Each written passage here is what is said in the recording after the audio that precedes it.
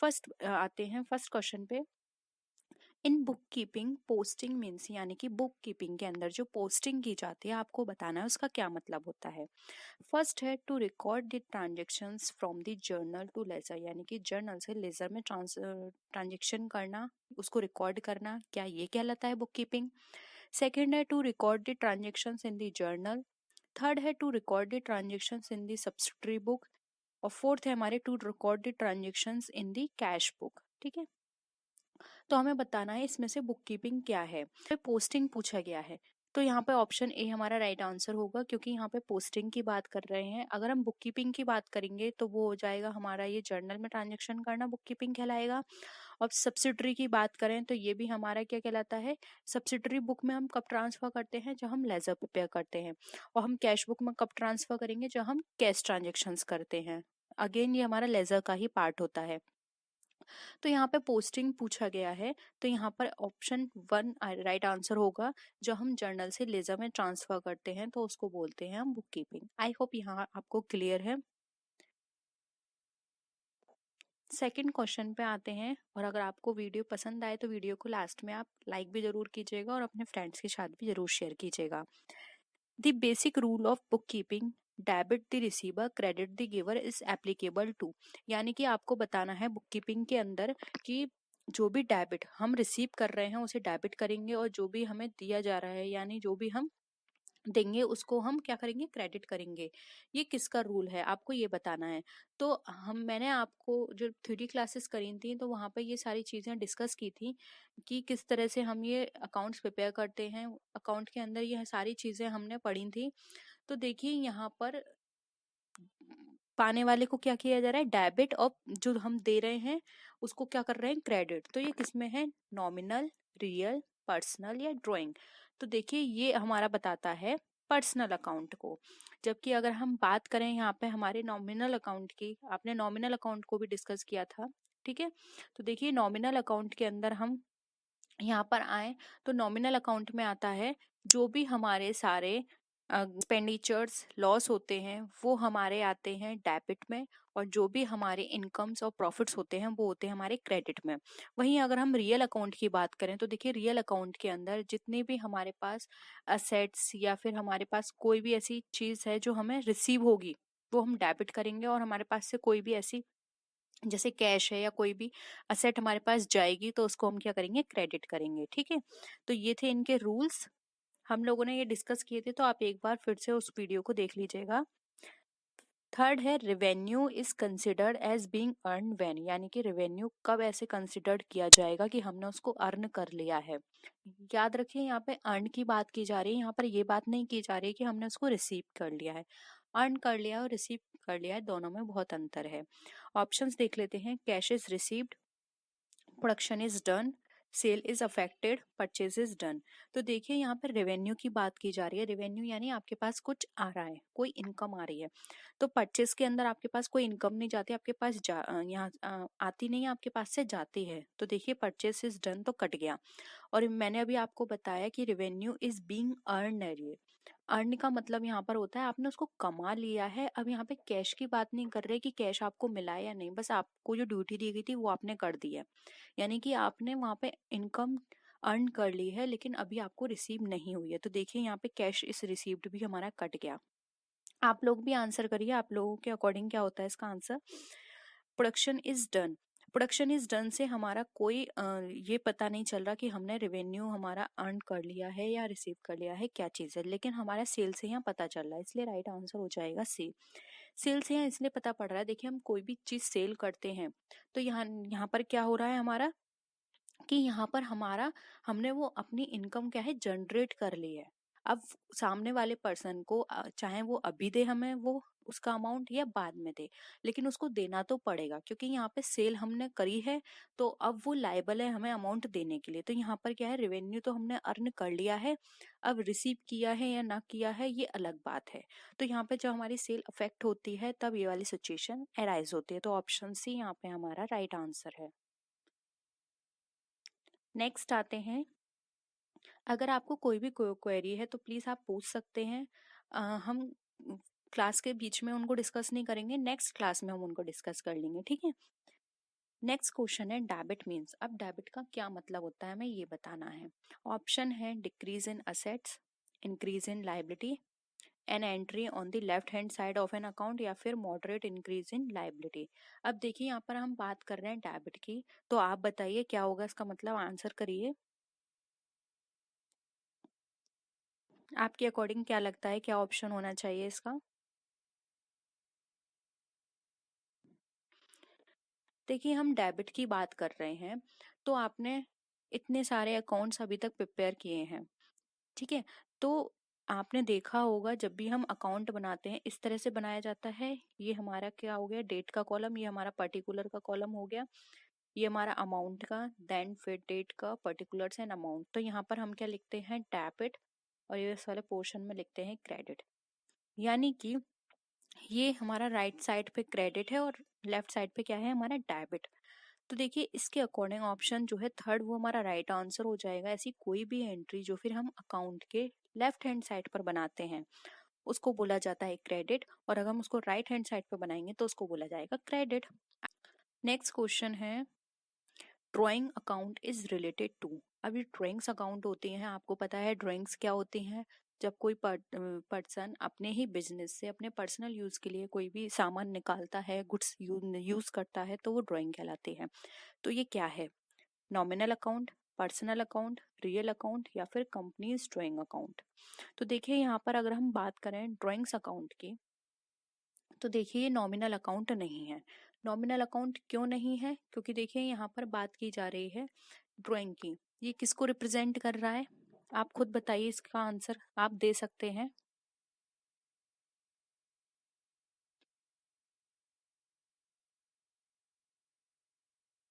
बताइए इसका क्या आंसर होगा, नॉमिनल होगा या फिर पर्सनल अकाउंट होगा, या फिर इसका अकाउंट हम अगर हम बात करें यहाँ पर तो वो होगा हमारा रियल अकाउंट। इन तीन में से कौन सा अकाउंट हमारा हो सकता है? देखिए ड्राइंग अकाउंट की यहाँ पर बात करें तो ड्राइंग अकाउंट हमारा एक तरह से अगर हम बात करें तो वो हो जाएगा हमारा पर्सनल अकाउंट, क्योंकि ये पर्सन को रिप्रेजेंट कर रहा है। ऐसे कोई भी अकाउंट जो कि किसी पर्सन को रिप्रेजेंट करते हैं वो हमारे ड्राइंग अकाउंट कहलाते हैं, ठीक है? आई होप ये भी क्वेश्चन क्लियर है। नेक्स्ट आते हैं which of the following is related to nominal account. अब नॉमिनल अकाउंट क्या होते हैं हमें ये बताना है, इनमें से कौन सा, bank account, commission account, furniture account, या फिर इंटरेस्ट रिसीव्ड अकाउंट? तो देखिए आप शॉर्ट में आपको मैं एक चीज लिखा देती हूँ। देखिए जितने भी पर्सनल अकाउंट होते हैं उसमें पर्सन आते हैं या फिर ऐसी चीज आएंगी जो पर्सन को रिप्रेजेंट कर रही है, जैसे कि कंपनी हो गया, किसी पर्सन को रिप्रेजेंट कर रही है, कोई इंस्टीट्यूशन हो गया जो किसी पर्सन को रिप्रेजेंट कर रहा है, ठीक है? फिर आता है हमारा रियल अकाउंट। देखिए रियल अकाउंट में हमारे जितने भी असेट्स होंगे या जितने भी राइट्स होंगे, जैसे कि कॉपीराइट हो गया, पेटेंट हो गया, ये हमारे राइट्स हैं, ठीक है? तो जितने भी राइट्स हैं, जितने भी असेट्स हैं, वो हमारे रियल अकाउंट में जाते हैं, जैसे कि फर्नीचर हो गया, बिल्डिंग हो गया, ये रियल अकाउंट है। वहीं अगर हम आते हैं नॉमिनल अकाउंट पे, तो देखिए नॉमिनल अकाउंट में हमारे जितने भी प्रॉफिट, लॉस, इनकम और एक्सपेंडिचर, ये जितनी भी चीजें होती हैं वो हमारी नॉमिनल अकाउंट के अंदर कंसिडर की जाती हैं, ठीक है? तो आप देख लीजिए यहाँ पे नॉमिनल अकाउंट की बात कर रहे हैं तो इसमें नॉमिनल अकाउंट में क्या आएगा यहाँ पर? यस बताइए क्या होगा इसका राइट आंसर? देखिए इसका जो यहाँ पे राइट आंसर होगा वो होगा यहाँ पे हमारा ऑप्शन नंबर बी, जो कि हमारा कमीशन अकाउंट। क्योंकि कमीशन हमारे लिए क्या है, एक तरह से हमारे लिए एक्सपेंडिचर है। वहीं अब हम बैंक अकाउंट की बात करें तो ना ही कोई प्रॉफिट, लॉस, इनकम या एक्सपेंडिचर को शो कर रहा। फर्नीचर भी हमारा किसी भी तरह की इन चीजों को शो नहीं कर रहा। फर्नीचर क्या है, हमारे लिए रियल अकाउंट है क्योंकि ये हमारे असेट्स है। वहीं इंटरेस्ट रिसीव्ड अकाउंट जो है ये भी हमारे लिए क्या है, हमारे लिए एक तरह से हम यहाँ पर बात करें तो ये हमारे लिए एसेट की तरह यहाँ पे काम करेगा। और ऊपर से यहाँ पे सॉरी, ये जो इंटरेस्ट अकाउंट की बात कर रहे हैं तो ये यहाँ पर नहीं आएगा। यहाँ पर जो आएगा हमारा वो होगा कमीशन अकाउंट, क्योंकि ये एक हमारे लिए एक्सपेंडिचर है। और अगर यहाँ पे हमने कमीशन रिसीव भी किया होगा, क्योंकि यहाँ पे ये नहीं लिखा कि कमीशन हमने दिया है या रिसीव किया है, अगर ये रिसीव भी किया है तब भी ये हमारे नॉमिनल अकाउंट के अंदर कंसिडर किया जाएगा। इसलिए ऑप्शन बी यहाँ पे हमारा राइट आंसर है। नेक्स्ट आते हैं goodwill account. Goodwill account is related to, अब गुडविल अकाउंट जो है हमारा किससे रिलेटेड है? Nominal account, personal account, real account या फिर टेंजिबल अकाउंट्स। तो देखिए अगर हम गुडविल की यहाँ पर बात करें तो मैंने अभी आपको बताया था जितने भी राइट्स हैं, असेट्स हैं, वो हमारे रियल अकाउंट के अंदर आते हैं। इसलिए यहाँ पे ऑप्शन सी रियल अकाउंट हमारा राइट आंसर है, क्योंकि ये जो गुडविल है ये हमारे लिए एज असेट है और ये एज हमारे लिए राइट है, क्योंकि ये हमने खुद अर्न किया है तो ये हमारी है। ठीक है, तो ऑप्शन यहाँ पे सी जो है हमारा राइट आंसर हो जाएगा। नेक्स्ट आते हैं प्रीपेड इंश्योरेंसेस। अब प्रीपेड इंश्योरेंस क्या है?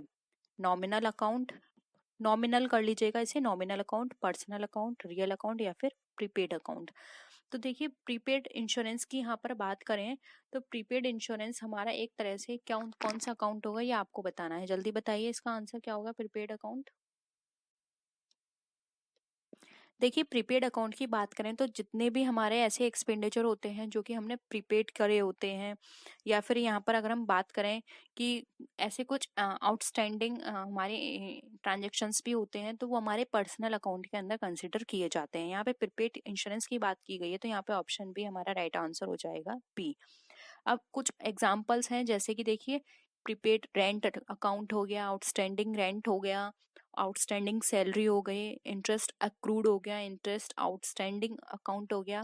ये सारे हमारे क्या हैं, पर्सनल अकाउंट के अंदर कंसिडर किए जाते हैं। ठीक है, आप इनको नोट कर लीजिएगा। नेक्स्ट है according to the going concern concept a business entity assume to have, यानी कि अगर हम गोइंग कंसर्न कॉन्सेप्ट की बात करें तो हमारी बिजनेस की एंटिटी किस तरह की होती है? एक लॉन्ग लाइफ की, a very short life, and indefinite life या फिर अ मीडियम लाइफ।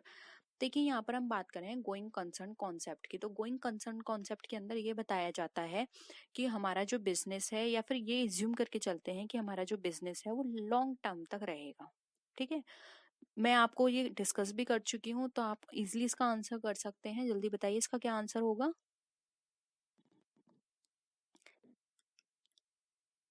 देखिए गोइंग कंसर्न कॉन्सेप्ट के अंदर हमें हमेशा ये कहा जाता है कि हमारा जो बिजनेस है वो बहुत लॉन्ग टाइम तक रन करेगा, हमें नहीं पता कि हमारा बिजनेस कब एंड हो जाएगा।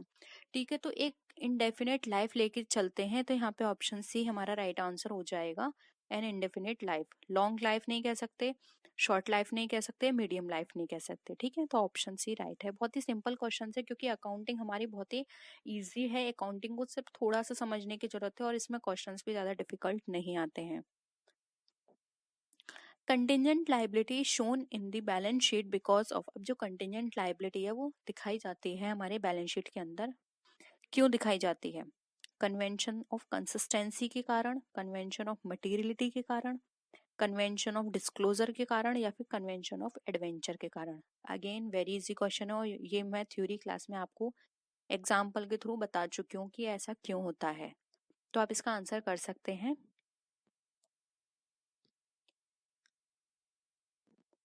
देखिए कंटिजेंट लाइबिलिटी वो लाइबिलिटी होती है जो कि हमें नहीं पता कि फ्यूचर में लाइबिलिटी है, होगी भी या नहीं होगी, मतलब एक सस्पेंस बना रहता है।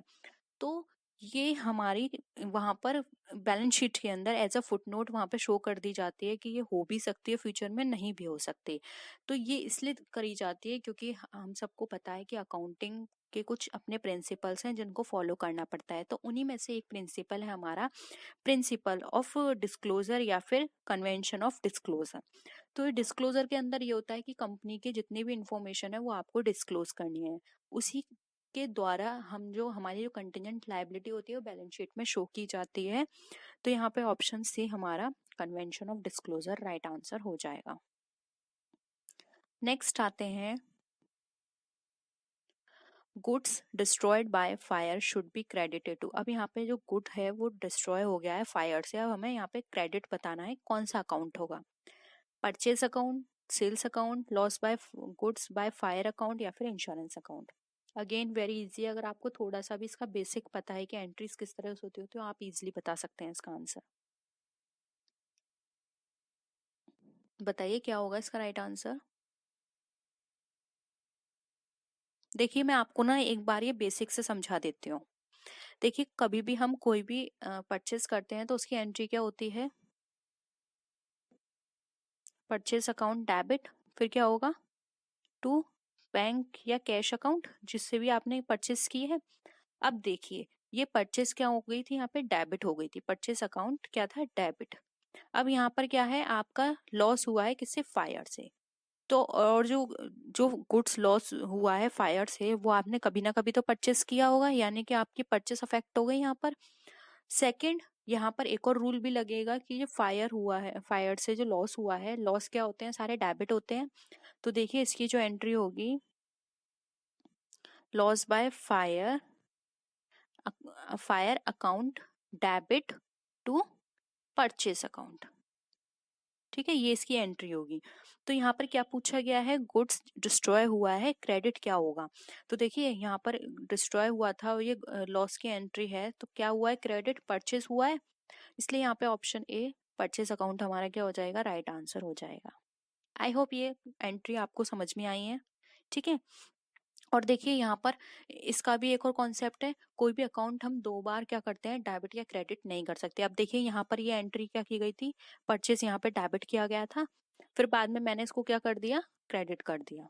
ठीक है, तो एक तरह से ये क्या हो गया, आपस में कट गया। तो इस तरह से भी एंट्री होती है, दो बार हम परचेस इसको नहीं कर सकते डेबिट। ठीक है, तो इस हिसाब से हमारा ऑप्शन ए परचेस अकाउंट जो क्रेडिट होगा वो राइट आंसर हो जाएगा। और अगर यहाँ पे डेबिट पूछा जाता तो ऑप्शन सी होता। नेक्स्ट क्वेश्चन पे आते हैं, which of the following books should be use to record purchase of furniture on credit. अब इसमें से कौन सी बुक है जो कि हमारी सॉरी इसमें से हमें ये बताना है, use to record purchase of furniture on credit. ठीक है, कोई भी ऐसा फर्नीचर है जो कि हमने परचेस किया है क्रेडिट पर, तो कौन सी बुक में हमारी एंट्री होगी, रिकॉर्ड करना है, ये बताना है। Cash book, journal, purchase book या फिर सेल्स बुक। तो देखिए बहुत ही इजी है सारे क्वेश्चंस, आज बहुत ही इंटरेस्टिंग है। यहाँ पर हमें क्रेडिट बताना है, कैश बुक, जर्नल। देखिए जर्नल तो आएगा ही नहीं क्योंकि यहाँ पे बुक की बात की जा रही है, जर्नल पोस्टिंग होती है। ठीक है, तो जर्नल तो कट गया। अब बचे हमारे पास तीन ऑप्शन। तो देखिए आप सबको पता है कैश बुक में सिर्फ वो ट्रांजेक्शन्स किए जाते हैं जो कि कैश पर बेस्ड होते हैं, और यहाँ पर ये साफ बोल रहा है कि क्रेडिट है। तो देखिए ऑप्शन ए भी कट गया। अब बचा आपके पास दो, purchase book and sales book. तो यहाँ पर परचेज की बात की जा रही है, तो सेल्स कैसे हो जाएगा। ठीक है, तो सेल भी कट गया, ऑप्शन होगा सी, परचेस अकाउंट बुक। ठीक है, आई होप क्लियर है सबको। प्लीज आपको वीडियो पसंद आ रही है, बहुत मुश्किल से कलेक्ट करके सारे क्वेश्चंस आपकी क्लास लेकर आई हूँ। वीडियो पसंद आ रही है तो लाइक कीजिए, अपने फ्रेंड्स के साथ शेयर भी कीजिए। ठीक है, नेक्स्ट क्वेश्चन पे आते हैं, the the credit balance in the bank account is. अब जो क्रेडिट बैलेंस है बैंक अकाउंट के अंदर, हमें वो बताना है वो क्या होगा। एक असेट है या लायबिलिटी है, एक्सपेंस है या कंटिजेंट लायबिलिटी है। तो देखिए यहाँ पे क्रेडिट बैलेंस की बात की जा रही है बैंक अकाउंट के अंदर। तो आप इजीली बता सकते हैं इसका क्या आंसर होगा, जल्दी बताइए, किसका कमेंट आता है सबसे पहले।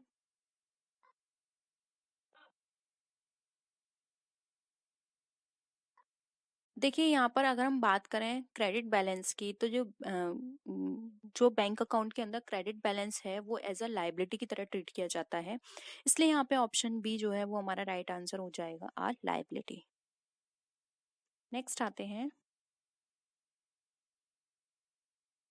Cash book prepared on impress system is. अब जो कैश बुक प्रिपेयर की जाती है इम्प्रेस सिस्टम के अंदर, उसको क्या बोलते हैं, two column cash book, petty cash book या फिर परचेस बुक। देखिए यहाँ पर बात की जा रही है कैश बुक की इम्प्रेस सिस्टम के अंदर, तो यहाँ पर परचेस बुक तो बिल्कुल ही अलग हो गया, ये तो हमारा कट गया। हमें तीन ऑप्शंस में से बताने हैं। तो देखिए थ्योरी क्लास आपने जब ली थी, तो थ्योरी क्लास में मैंने आपको डिस्कस की थी कि जो हमारी कैश बुक होती है, उस कैश बुक कितनी तरह की होती है, तीन तरह की होती है। एक होती है हमारी सिंगल कैश बुक, एक होती है हमारी डबल कैश बुक, एक होती है हमारी ट्रिपल कैश बुक। ठीक है, तो अब हम यहाँ पर बात करें कैश बुक की, तो इम्प्रेस सिस्टम के अकॉर्डिंग यहाँ पे बताया गया है। तो देखिए यहाँ पर ये तो इसका टाइप है कैश बुक का, तो ये डबल कॉलम में तो क्या होता है, एक हमारा कॉलम किसका बनाया जाएगा, एक बनाया जाएगा वही कैश का, और दूसरा कॉलम किसका होगा, हमारा डिस्काउंट का। ठीक है, तो ये कट के जाता है हमारा, ये नहीं होगा, कैश बुक नहीं होगा। जो इम्प्रेस सिस्टम के अंदर प्रिपेयर की जाते हैं हमारी कैश बुक, उसको बोलते हैं पेटी कैश बुक, जिसको हिंदी में खुदरा कैश बुक भी बोलते हैं। तो यहाँ पे ऑप्शन सी हमारा राइट आंसर हो जाएगा। नेक्स्ट क्वेश्चन है, the statement sent along with purchase return is. अब ऐसा स्टेटमेंट जो कि परचेस रिटर्न के साथ प्रिपेयर किया जाता है उसको क्या बोलते हैं या उसके संग भेजा जाता है? Credit note, bills payable book, debit note या फिर परचेस रिटर्न बुक? तो उसको बोला जाता है हमारा क्रेडिट नोट। ठीक है, तो यहाँ पर ऑप्शन ए जो है वो हमारा राइट आंसर हो जाएगा, क्रेडिट नोट, क्योंकि क्रेडिट नोट को ही तो वो उसके साथ वापस करेगा। ठीक है, तो ऑप्शन ए जो है वो हमारा राइट आंसर हो जाएगा। नेक्स्ट आते हैं, स्टॉक इज वैल्यूड एट। अब जो स्टॉक है हमारा वैल्यूड होता है किस प्राइस पर, ये बताना है हमें। Cost price, market price, cost of market price which ever is lower, cost और कर लीजिएगा, कॉस्ट और market price which ever is lower और ऑड प्राइस। तो देखिए हमने अब तक स्टॉक के बारे में बात करी है, तो स्टॉक जो होता है वो ऑलवेज हमारा कैलकुलेट किया जाता है, जो भी हमारे कॉस्ट का उसका जो कॉस्ट होगा वो, और उस टाइम पीरियड में जो भी हमारे मार्केट के प्राइस होंगे उनमें से जो भी लो होगा उस पर हम स्टॉक को वैल्यू करते हैं। इसलिए यहाँ पे ऑप्शन सी हमारा राइट आंसर है, हो जाएगा। ठीक है, नेक्स्ट आते हैं,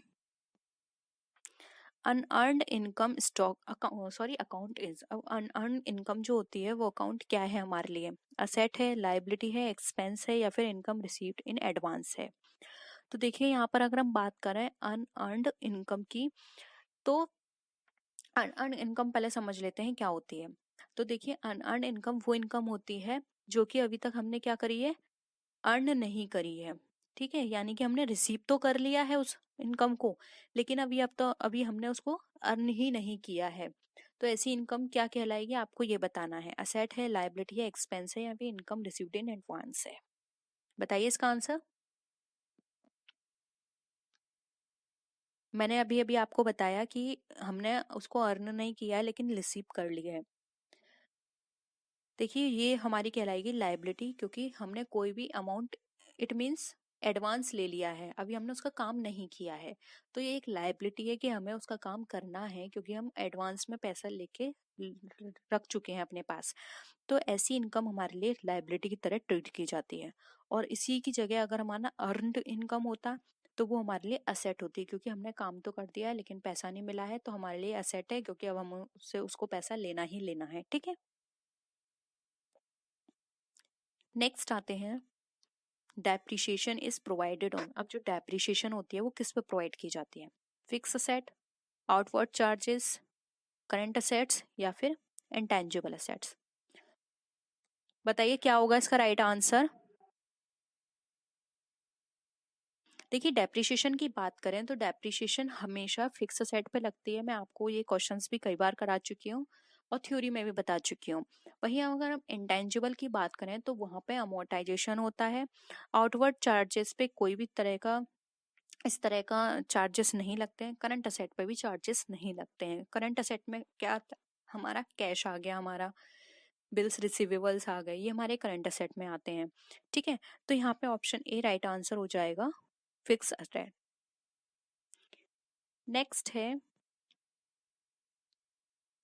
heavy expenditure to launch a new product is. अब कोई हैवी एक्सपेंडिचर किया है आपने किसी प्रोडक्ट को लॉन्च करने में, तो वो क्या कहलाएगा? Capital expenditure, revenue expenditure, deferred revenue expenditure या फिर अदर एक्सपेंडिचर? तो देखिए यहाँ पर अगर हम बात करें हैवी एक्सपेंडिचर की या एडवर्टीजमेंट की, तो ये हमारा इसका बेनिफिट कब तक मिलेगा? काफी सालों तक।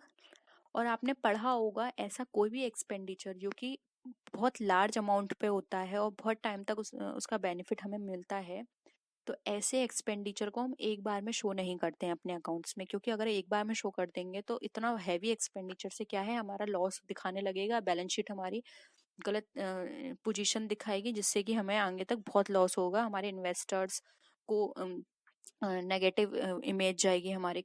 तो यहाँ पर क्या होता है, इस तरह के एक्सपेंडिचर को हम कुछ सालों में राइट ऑफ करते हैं, जैसे कि 5 साल 10 साल ऐसे राइट ऑफ करते हैं।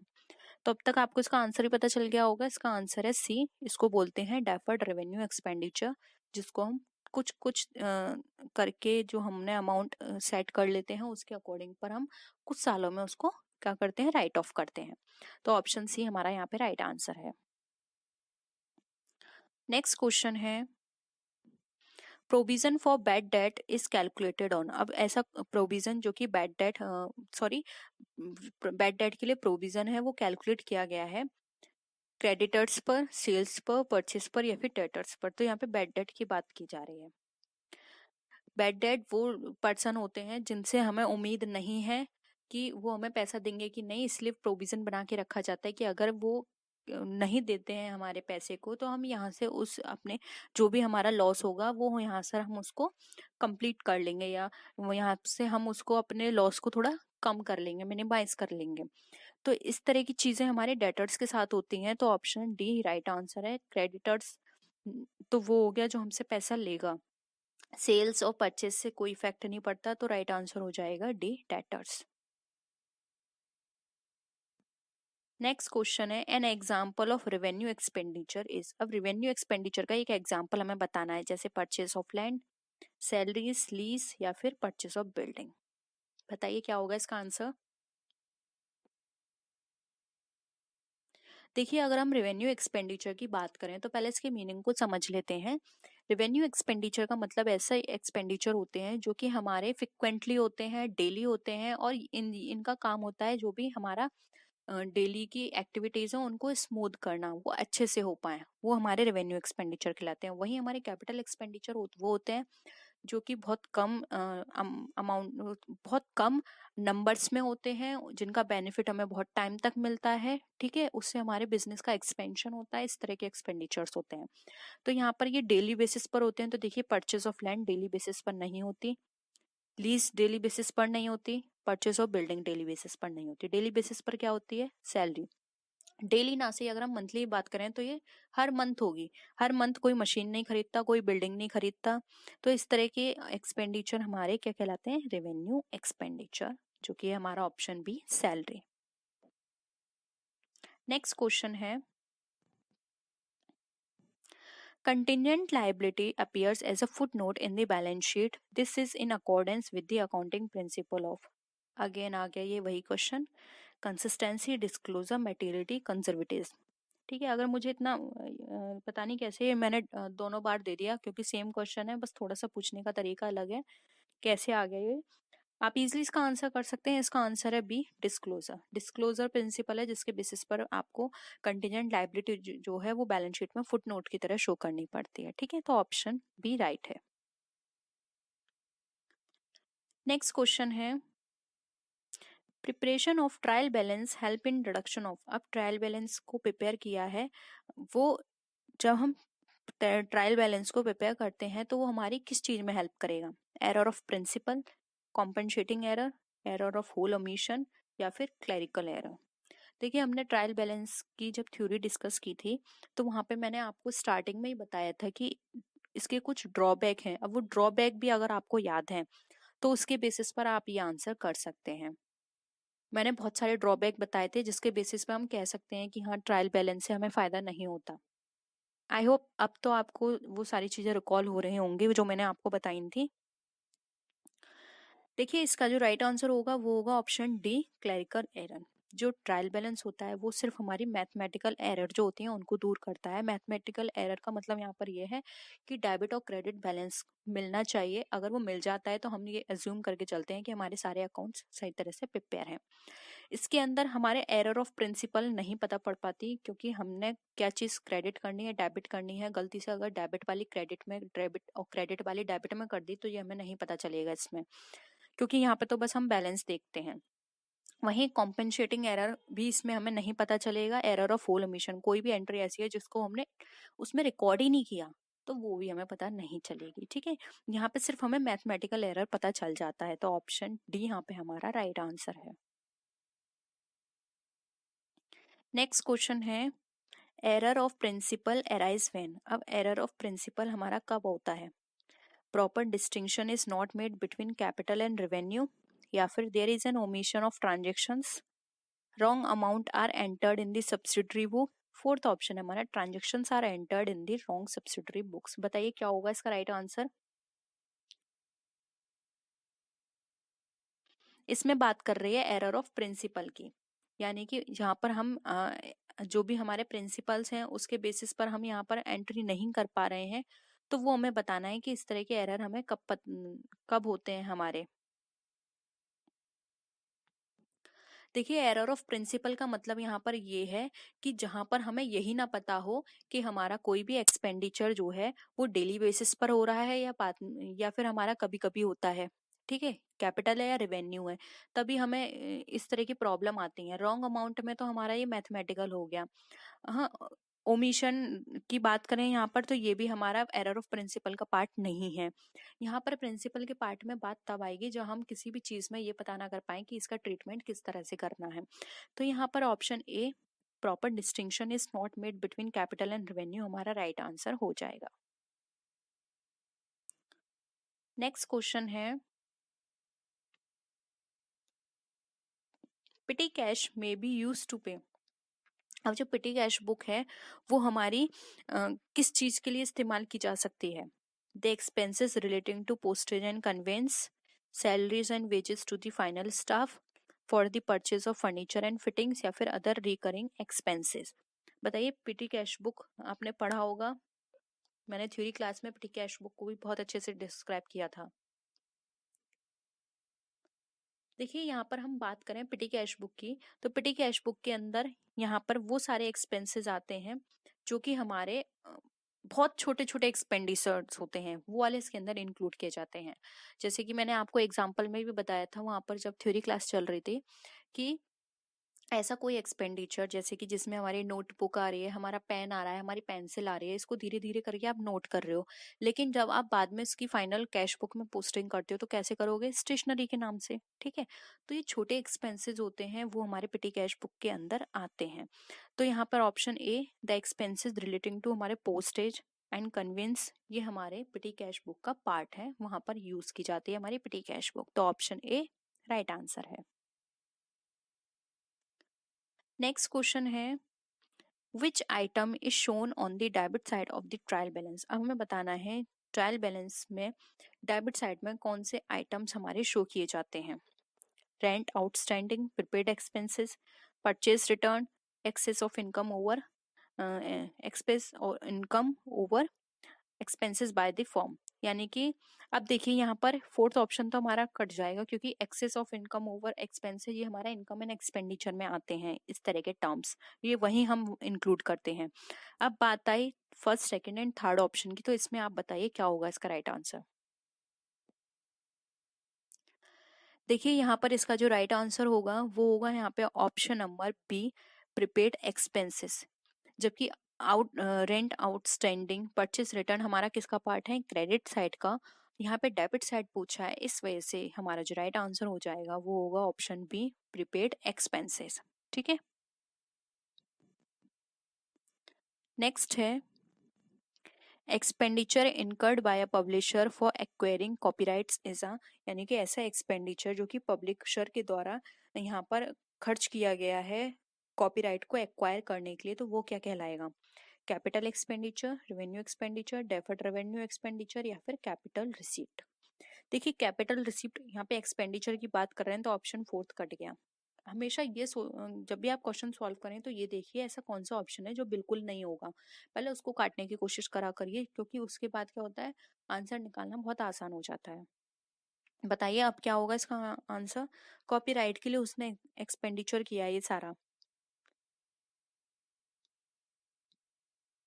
देखिए, कॉपीराइट यहाँ पर अगर हम बात करें तो कॉपीराइट के लिए किया है, और कॉपीराइट करने में जो एक्सपेंडिचर किया है इससे उसको बेनिफिट कम मिलेगा, बहुत सालों तक मिलेगा। ऐसा तो नहीं है ना कि अभी उसने एक्सपेंडिचर किया दोबारा करेगा फिर बाद में करेगा, बहुत आगे टाइम तक उसको ये इसका वो मिलेगा फायदा। तो ये इसका जो आंसर होगा वो होगा option number A, capital expenditure.